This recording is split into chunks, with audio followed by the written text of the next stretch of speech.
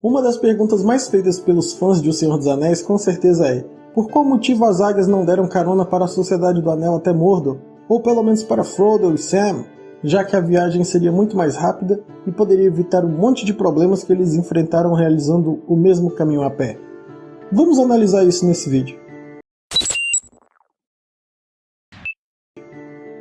Fala pessoal, meu nome é Isaac e a primeira coisa que precisamos estabelecer é que existem dois tipos de resposta para essa pergunta.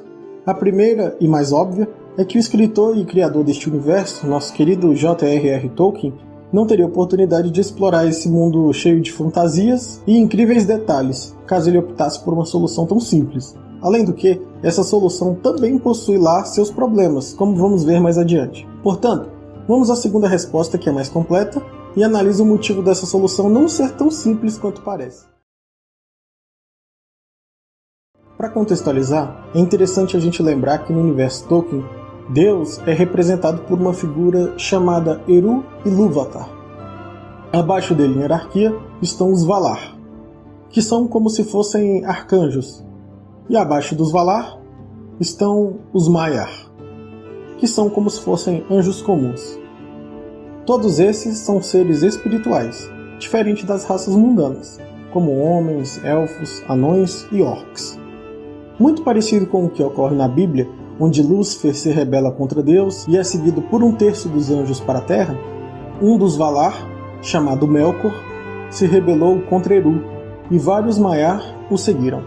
Um dos Maiar mais poderosos era justamente Sauron. Outros Maiar, menos poderosos, se tornaram os Balrogs. Para ajudar as raças mundanas contra Sauron, os Valar enviaram alguns Maiar para a Terra-média, mas orientaram que eles deveriam evitar agir diretamente contra Sauron, e agir mais como suporte, orientando e inspirando as raças da Terra-média. Dentre os Maiar enviados está Gandalf, por exemplo. As águias também foram enviadas pelos Valar com um propósito semelhante: auxiliar, evitando-se agir diretamente contra o Senhor do Escuro.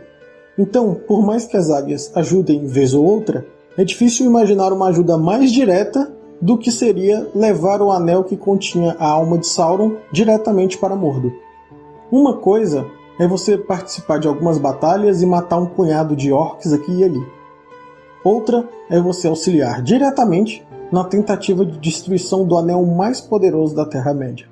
Portanto, ao meu ver, um dos argumentos pelo qual as águias não levaram Frodo diretamente até Mordor foi porque isso iria justamente contra a orientação dos Valar e interferir tão diretamente no conflito.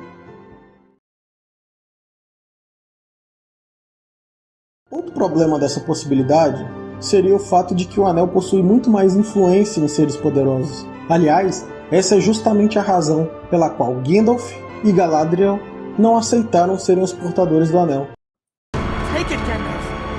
Take it. No, Frodo. You must take it. You cannot offer me this ring. I'm giving it to you. Don't tempt me, Frodo. If you ask it of me, I will give you the One Ring. You offer it to me freely. I do not deny that my heart has greatly desired this. All shall love me and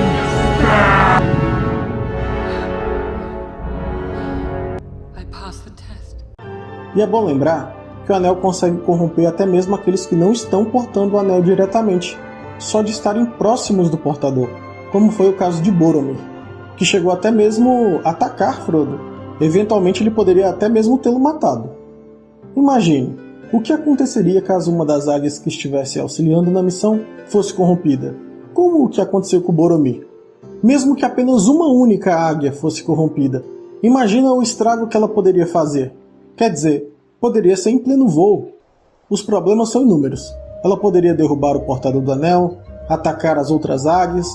Imagina a atenção que ela poderia chamar dependendo de onde isso ocorresse.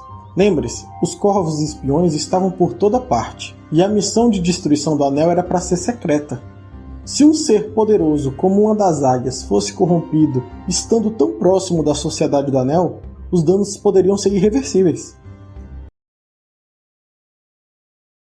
Uma das coisas que os fãs que propõem essa teoria costumam esquecer ou talvez não saber mesmo porque só é dito nos livros, é que as águias são seres que possuem consciência, vontade própria e podem até mesmo falar, assim como o dragão Smaug. You seem familiar with my name. Outra coisa interessante é que durante a Primeira Era, as águias tiveram um rei chamado Thorondor, que foi a maior e mais poderosa das águias existentes. A águia descendente deste rei se chama Gwaihir. Em determinado momento, não especificada a data nos livros, essa águia é atingida por uma flecha Goblin envenenada, e é justamente nosso querido Gandalf que a salva.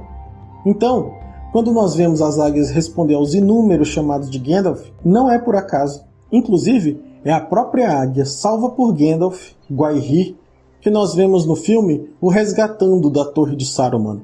Portanto, as águias precisariam ser convencidas a embarcar numa missão possivelmente suicida, com baixíssimas chances de sucesso, na direção até Mordor.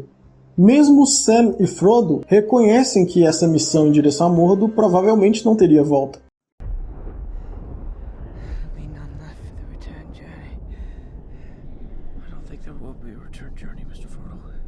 Gimli também faz uma declaração parecida. Certainty of death? Small chance of success. What are we waiting for? Além disso, eu não acredito que Gandalf teria a ousadia de pedir que as águias embarcassem numa missão dessas, principalmente porque elas já vêm retribuindo o favor de Gandalf há muito tempo, auxiliando na missão de Thorin Escudo de Carvalho, no final da Guerra dos Cinco Exércitos, resgatando Gandalf da Torre de Saruman, ainda ajudariam na Batalha do Portão Negro contra os Nazgûl e finalmente resgatariam Frodo e Sam da Montanha da Perdição após a destruição do Anel. Se vocês me perguntarem, a essa altura é Gandalf que deve alguns favores às águias e não o contrário. Mesmo que as águias concordassem e embarcassem nessa missão suicida, o motivo de Sam e Frodo terem conseguido entrar na Montanha da Perdição sem grandes problemas e destruído um anel foi justamente porque Sauron sequer desconfiava do que eles planejavam, que dirá que eles estavam infiltrados como orcs. O motivo de Gandalf escolher hobbits para realizar a tarefa é justamente por eles serem um dos menores seres da Terra-média e conseguirem passar desapercebidos na maioria dos lugares. O quão contraditório não seria enviar um dos menores seres da Terra-média numa missão secreta nas costas de um dos maiores seres da Terra-média? Imagine, águias gigantescas cruzando regiões inteiras na direção de Mordor. Quais as chances delas não serem vistas por nenhum espião e a missão permanecer secreta? E mesmo que por algum milagre elas conseguissem fazer com que Frodo chegasse a Mordor, ainda haveria um exército entre eles e a Montanha da Perdição, pois não haveria um Aragorn com um exército atrás dele no Portão Negro para chamar a atenção do Olho de Fogo e atrair o exército de orcs e trolls para fora. Além do mais, uma vez que Sauron se desse conta que as águias estariam voando na sua direção, certamente iria enviar os espectros do Anel montado em suas bestas voadoras e principalmente este cara aqui, para interceptá-los. Quer dizer, se os hobbits tivessem voado diretamente para Mordor, o Rei Bruxo de Angmar ainda estaria vivo. Aliás, o Rei Bruxo na versão dos filmes foi forte o suficiente para destruir o cajado de Gandalf como se fosse um mero brinquedo. Então imagine os problemas que este cara não poderia causar. Então pessoal, resumindo, os problemas que eu vejo nessa ideia das águias levarem Frodo até Mordor seria a seguinte. 1. As águias foram enviadas pelos Valar para auxiliar as raças mundanas, e não para intervir diretamente e resolver cada um de seus problemas. 2. Já foi demonstrado diversas vezes que um anel possui muito mais influência e consegue corromper muito mais facilmente seres muito poderosos, e o risco de uma águia corrompida seria catastrófico. 3. As águias possuem vontade própria e dificilmente iriam querer encarar uma missão suicida com chances de sucesso próximas de 0. 4. Gandalf já cobrou tantos favores que a essa altura quem deve é ele. 5. No contexto dos filmes, o Rei Bruxo de Angmar ainda estaria vivo e, junto com os outros Nazgûl, interceptaria as águias. 6. O caráter secreto da missão seria comprometido caso houvesse águias gigantescas cruzando quilômetros de distância em direção até Mordor. 7. Perderia o sentido de escolher um hobbit para a missão por ser pequeno e lhe enviar nas costas de um dos maiores seres da Terra-média. É isso aí, pessoal. Lembrando que eu não sou um especialista no assunto, e nem o dono da verdade. Apenas faço uma análise de fã para fã, com base nos filmes que eu já vi e nos livros que eu li. Mas e você? O que você pensa sobre o assunto? Deixe sua opinião aqui nos comentários. Se gostaram do vídeo, deixe um like para ajudar o canal que está começando. Se não gostou, espero que goste do próximo vídeo. Um abraço e até a próxima.